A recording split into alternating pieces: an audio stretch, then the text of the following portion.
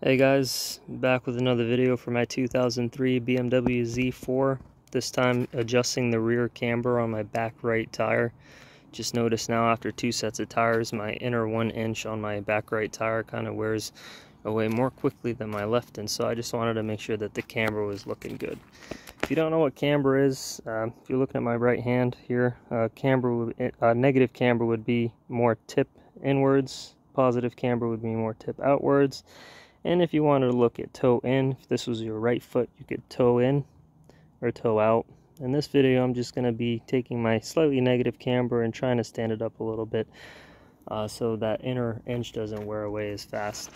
But what you want to do is just raise your car up, put your safety jack on there, and grab a little WD-40. You're going to follow me under the car here to the back right tire.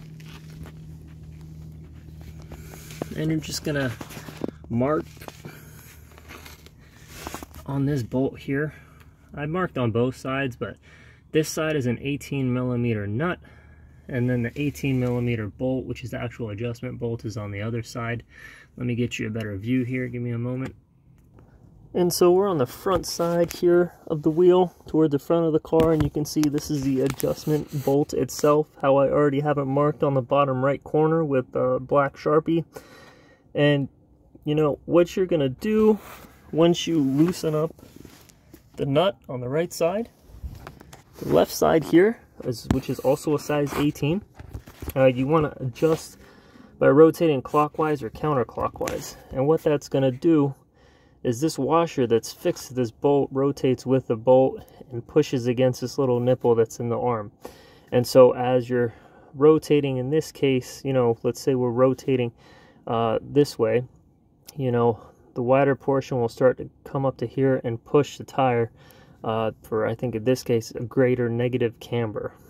Okay, and so if you don't know which way is which, it's not very complicated. Just spin it and put your hand on the inside or outside of the wheel, or just watch it, and you'll see which way it's going. And in this case, you know, my zero, or the smallest point where my washer is right about here. And so I verified that with the back left side, which also coincides with, you know, the point where my bolt actually has a corner to it. Whether that's by coincidence or not, I don't know. But, you know, it wasn't but maybe a degree or two that I had to change, and I already did just zero it back out. You know, I can see, you know, here's my old mark. I'm probably right there. And so it wasn't much for me. You know, these cars are built with negative camber from the factory, and so even in the zero position, you're still going to have a little bit of negative camber based off of what I'm seeing on my car. But this is still okay, you know. If you're back and back out, let me show you what the camber looks like now. But when you're done, just make sure without that moving, you tighten up this bolt back up to 40 pounds torque, and you'll be good. And let me show you what this camber looks like for me. Whoop. All right, so you can see with the car raised, obviously, but I mean, you can still see that obvious camber there.